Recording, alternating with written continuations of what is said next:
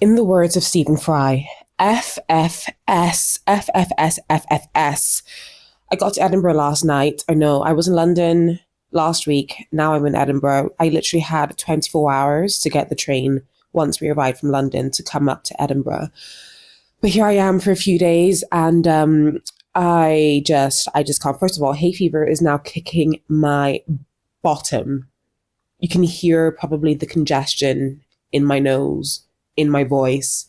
It's just a lot. So lots of sniffles in this episode. I'll try and cut the sniffles out as much as I possibly can, or keep them to a minimum at least. But hay fever right now is just rife within my very person.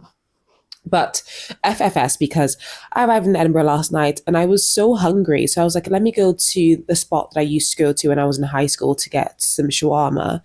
And on my way there, it was taking, like, Google Maps was taking me down different alleyways and closes and upstairs, like dozens upon dozens of stairs with my suitcase. And I just said to myself, I can't do this. Plus, one of the closes it was going to take me down was Devil's Advocate close, and I just said, no, God, I'm not walking down a close that's called a Devil's Advocate. I'm not advocating for the devil. I am not walking on the path of the devil's advocates. Like, I'm not doing that. So I said to myself, self, just go to your friend's place. Go to your friend's place right now. So I did. I started walking down Princess Street, heading towards Haymarket to my friend's place. And on the way, I just thought, let me see if there are any other takeaways I can go to. And I had a little look on Google Maps. I found one. By the way, I don't know whether it's just me, but my connection doesn't always work in Edinburgh, like on my phone. Maybe it's a citywide thing. Maybe it's just a me thing. I don't know. But anyway, I managed to finally connect to Google Maps, and I started walking to this place that I saw. It was called, I wouldn't say the name because I'm about to talk badly about it. But it was a shawarma place that had a 4.9 star rating, and it was in town. So I said, okay, only a 9-minute walk from where I am. Let me go there. I walked there, and upon approaching the shop, I looked inside and I saw like a bunch of screens lit up, very bright lights. And I said to myself, self, are you sure? And in my spirit, I knew it was a no, but I went in anyway. When I went in, there were only men there. There were only men behind the counter. That was my second red flag. And I'm not saying that men can't cook, but I'm saying that if a food establishment is ran by only men, there are only men on the staff, there's bound to be hygiene issues. I went in, against what my spirit was feeling, I went in. I was going to say I was ordered to take away, and then the person was like, it'll be very, very nice if you eat here, because by the time you order the food, we make the food and you take away, you go to where you're going to. Unless you live around the corner, then it's going to get cold and it's not going to be very nice. So I would recommend you eat it. And I said, okay, I have nothing really that I'm doing apart from going to my friend's place. We're going to stay up chatting and go to bed very late. I can take 30 minutes. I can sit in and eat. So I said, okay, fine. I will sit in and eat. I sat in and ate. I was waiting for my food. As I was waiting for my food, they were cleaning the tables. And first of all, I chose the only clean table I could see. There wasn't a crumb on that table. So I chose that table. It was right by the door. No one wanted to sit by the door. I did. As I was sat there, they started cleaning up. A guy who was behind the counter came from behind the counter out into the place with all the tables, the place with all the seating. Aish, ambulance.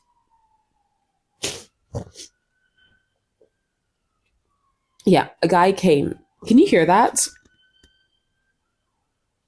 Okay, it's gone. Scotland, what you like, what you like. So the guy came from behind the counter out into the seating area and started moving tables. And he was moving tables with his gloves on, the gloves that you're meant to be using for food preparation. He was moving tables with the gloves on. And I was like, oh my goodness, Lord God Almighty, please let that not be the person that is making my food. Let him have no hand in my food making at all, at all, at all, at all. 2 minutes passed. The same guy brought my food over. I said, Lord God. He brought my food over, still wearing the same gloves, the same black gloves. He was wearing it. I know he didn't change. I know he did not change those gloves. He brought my food over. I said, wow, okay. let me just eat my food, not think about it, trying, I'm trying to become more one of the world, not being all germophobia inside my house. If you come inside my house, you need to be clean. If I go outside, you need to be clean. I'm trying to build up my immune system. So I said, let me just eat this.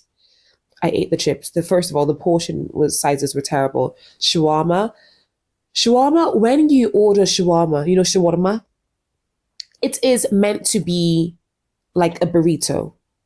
You're not meant to cut it up into small pieces. Like, this is not sushi. They'd cut the big log of shawarma up into like 5 different pieces, small pieces, like I'm meant to be eating sushi. And I said, why? This is the second time this has happened to a new shawarma spot I've tried in Edinburgh, and they've both been trash. The shawarma that I ate there I think it was spoiled. I said lamb shawarma. I ordered my lamb shawarma. It came, and I believe it was spoiled. It tasted awful. I had a bite of it, and I swallowed it. And that was a mistake I made. It was disgusting. So I texted my friend, hey, I'm going to need you to get me out of here. I need an emergency call. Please help me. And she was like, oh my goodness, are you okay? And I said, yes, fine. I'm fine. It's just like, physically, I'm fine.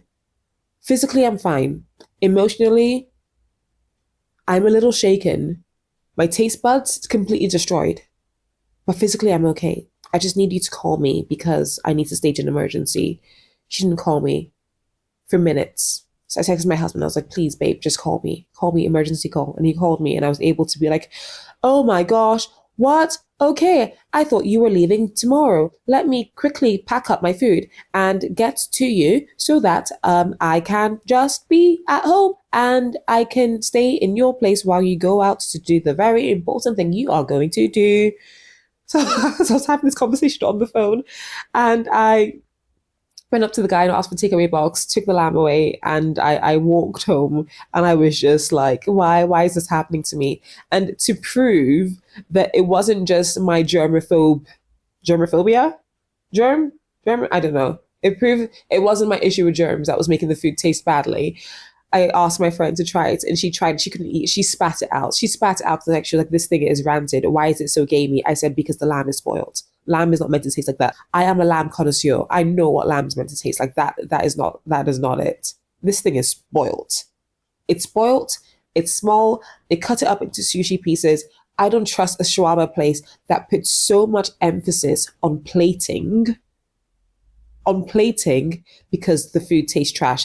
Everything would lack salt. Even though the chips that they gave me were like, they were freshly fried. I appreciated that. They lacked salt. So next time, I will just take an Uber to my shawarma spot I was going to go to originally rather than walking there, because I've tried 2 new shawarma places in Edinburgh this year, and they have both cut up shawarma into sushi pieces and been terrible. And let me tell you what, the annoying thing about me is that rather than say to them, hey, this food is rancid, it's absolutely terrible, give me a refund because I don't even want to eat anything else that you have here. Rather than saying that, I'm like, wow, thank you so much. It's delicious. The best thing I have, not even the best one, the best thing I've ever eaten in my entire life. Thank you. Like, why can't I just tell them, give me back my money? It's ridiculous. That is going to be a goal of mine for maybe in 2 years' time. I'm going to work on that goal. The goal of going to restaurants, eating food, and giving honest criticisms about it to the people there. Because I can't have these bad experiences, call my friend and tell them how terrible it is, or come online and be like, this was disgusting. This was my awful experience. I need to say something. Something that I really value in life is freedom. I love my freedom. I don't like feeling trapped. I don't like feeling limited. I don't like feeling like I can't do the things that I want to do. And I'm not sure where this stemmed from. Maybe at some point in the future, I will evaluate where it potentially came from. But for now, I just know that I love my freedom. Last year when I was on my career break, I was looking for the thing, I was just like searching and seeing if there's anything, any career path that I'm interested in. And I found something that I really, really like. I've spoken about this. It's arts, it's media, it's entertainment, it's that whole industry. And I was like, this is actually quite fun. I could see myself doing this. And I went down exploring things. Some things that I could apply for came up. And I was like, okay, this is interesting. Let me apply and see whether I like it. So I applied to some stuff. I got a role. And part of that role, I had to sign a contract, and in that contract was an exclusivity contract. I couldn't work with any other brands that were their competitors for, I think it was 3 or so years while the campaign was running. And I understand that. Well, I understand it now. At the time, I didn't understand it. But when I saw that, it gave me pause, because I was just like, what do you mean I can't work with any other brands? What do you mean I can't even talk about any products that are not their products on my social media account if I wanted to?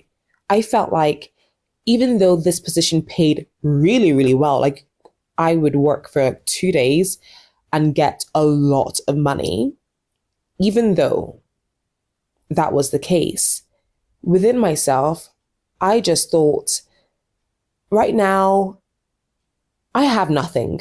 I have nothing. I don't have brands knocking down my door trying to get me to work with them. I don't have a product that I'm developing that could be a competitor of this brand I was going to be working with. I don't have anything. However, I would rather not have anything and be free than have something and be limited as to who I can work with, what I can talk about, what I can do. I just don't like feeling trapped. And this is something that has been the case throughout my entire life, to be honest with you. Even when it comes down to things that I eat, I don't like eating the same thing every single day, or even having a day of the week where you eat a particular type of thing, because it just makes me feel like life has gone stale, and it just doesn't make me feel good. Even structure is something that I have viewed in the past as being a limiting factor. If you have structure in your life, you're limited. I even remember saying to my husband before we got married that I don't want to have dinners together. I don't want us to be living a life where every single night of the week we're having dinner together. Because to me, having dinner together every single night of the week makes me feel as though we're not actually building lives that we want, lives that are interesting, lives that we are passionate about. It just feels very stale. Like you work your 9 to 5 job, you come home, you watch TV, you eat dinner together, you go to sleep, you wake up, you do the same thing the next day. Oh my goodness, TGIF. Wow, Friday night. Okay, let's have some more drinks on a Friday night. Maybe at home because we don't want to be outside. Or maybe we go to a bar because we want to be outside. Fantastic. Saturday, fun. We do whatever we want to do. Oh no, Sunday scaries, and back to Monday again. Just, that's what having dinner every night meant to me. And I did not want that life. But what I have been learning is that structure isn't a prison, even though for a lot of my life, it's felt like a prison. For a lot of my life, when I think about structure, when I think about having, days of the week to do particular things, or having to do something that stops you from doing other things, when I thought about all those things, I felt trapped, and I felt like it is a prison. But I've learned that to live a life and to build the type of life you want, you're going to need to have structure. And structure isn't a bad thing. Structure means you're intentional about how you're spending your time and about what you're doing with your time. If going to work, coming back home, having dinner, going to work, coming home, having dinner, doing that same thing for 5 days a week, then TGIF, have more drinks on Friday, Saturday, we do whatever we want, Sunday, Sunday scaries. If doing those things was a life that you built intentionally, that is fine. However, I think where the problem lies is that a lot of those things happen not because we're building our lives intentionally, but it happens because we haven't really taken control of life. So much of the things that are actually in our control, we just allow to happen. We just allow the universe to do whatever it's going to do without taking control of life. It's so easy to fall into a pattern of what works, what is good, just because it works and just because it's good, without questioning, am I actually giving my time to the things I want to be giving my time to? Am I actually giving my time to the things that I should be giving my time to in service of the life that I want to build, in service of the goals that I have? Because there comes a point where you just feel, oh my goodness, life has just gone by. The years have gone by. Where have the years gone? What have I actually done with my life? What have I done with my time? And you're looking at your life right now, you're feeling dissatisfied, you're feeling purposeless, you're feeling like you're just wasting time. You realize that 2020 was 6 years ago. You realize that, oh, you had all these financial goals and, oh, you've been spending your money on takeaways. Or, oh, you really wanted to work on building better relationships in your life and you've not invited anyone out and you're staying inside all the time. Or, oh, you want to be sexy, but you haven't read Emily Nagoski's book, Come As You Are, and you haven't worked on how you view yourself. You know? You know? And like, you can say that you want something. You can know that you really, really want the thing that's in your heart, that's in your mind, that you just feel in every fiber of your being, but not actually build the frameworks to get there. Not actually build the structure that's going to allow you to get that thing that you want. How many of us do this? I mean, I've done it for so long. Like, I remember when I started my career break, and it was a moment for me to actually slow down and pause and to look to see how my life has gone and evaluate those things. And I had realized that I wasn't looking after myself. For years upon years upon years, I was not looking after myself. I wasn't exercising regularly. There was even like a stretch of maybe a year and a year and a half where I didn't go to the gym. I wasn't exercising. I was barely leaving the house. I wasn't eating regularly. Like, I'm a really, really bad eater. I'd have dinners because dinners are the only things that I tend to plan. But lunches and breakfasts, I don't really eat because I don't plan those things. And I wasn't looking after my appearance. My hair was always messy. My face was just not giving. And for me, I saw that all came not because I didn't have time, because I did have the time, even though I gave myself fully to work because I felt like I needed to, because work was really busy, startup life, all of that. The real issue is that not only did I not prioritize looking after myself, but I also didn't build the structure to look after myself.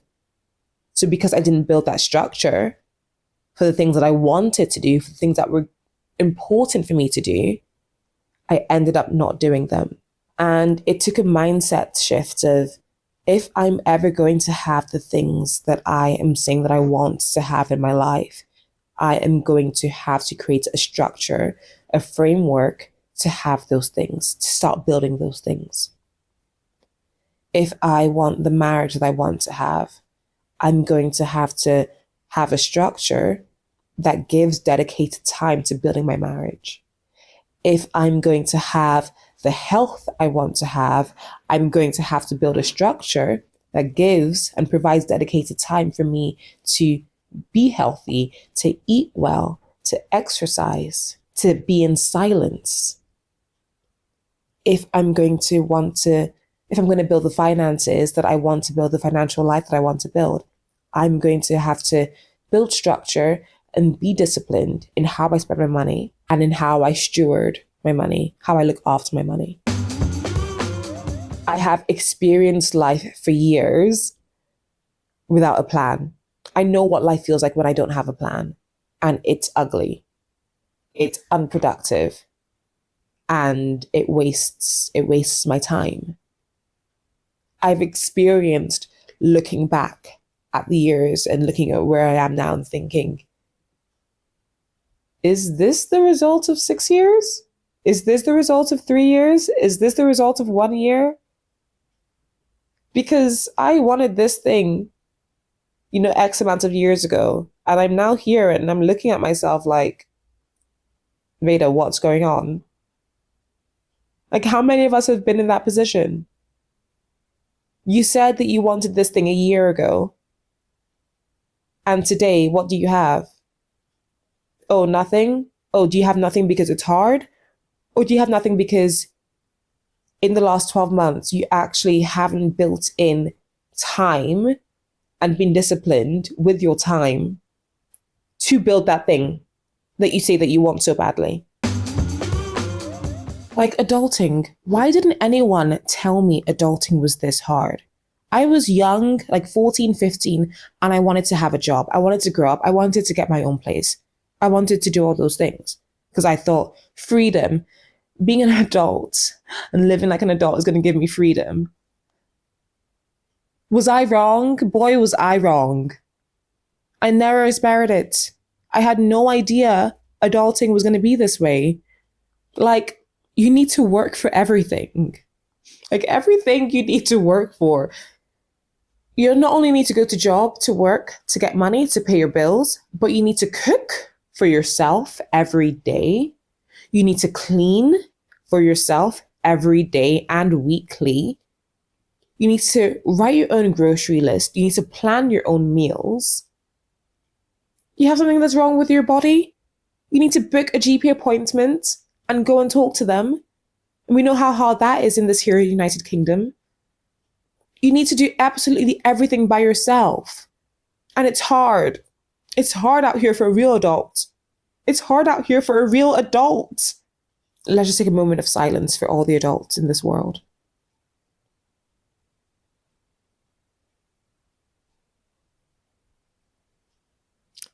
Okay. I thought the more freedom I got in life, the easier it would be. The easier life would be. And the less freedom I had in life, the more trapped and suffocated I would feel and I would actually be as well. But that's not the case. Not all freedom is equal. Not all lack of freedom is equal. Sometimes it's worth being less free in a particular area to open yourself up to real freedom in the areas of life that you want to be free in. So, sometimes it's worth working a job that is difficult and tough and that takes up the majority of your time to provide for your family. Sometimes you just need to not go out to eat or not drink so much alcohol because you want to reach your health goals. Sometimes that's okay. Sometimes you need to say no to that person that makes you feel bad about yourself, to say yes to you. Not all freedom and not all lack of freedom is equal. There are things that we can say no to. There are things we can say yes to. There are things that we can limit ourselves on and limit ourselves with to be better, to reach those goals, to build the life that we want to build.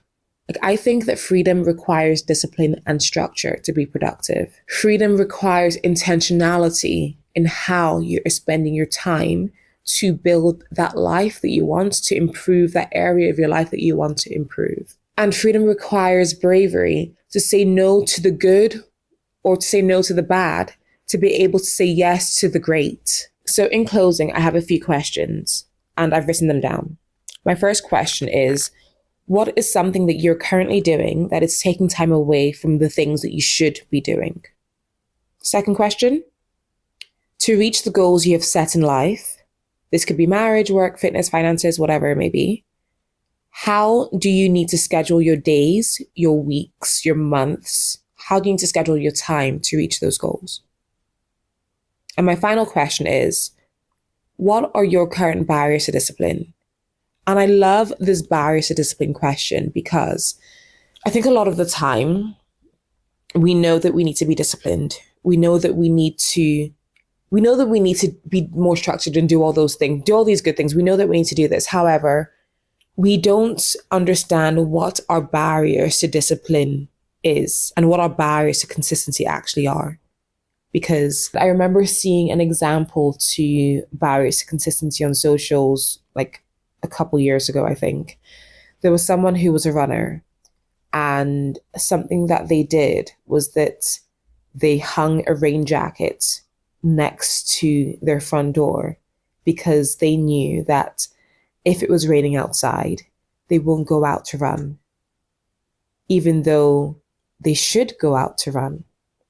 But if they set up systems to combat things that could potentially stop them from taking that particular action that they want to be consistent in, they're more likely and more able to consistently go out for a run regardless of the weather.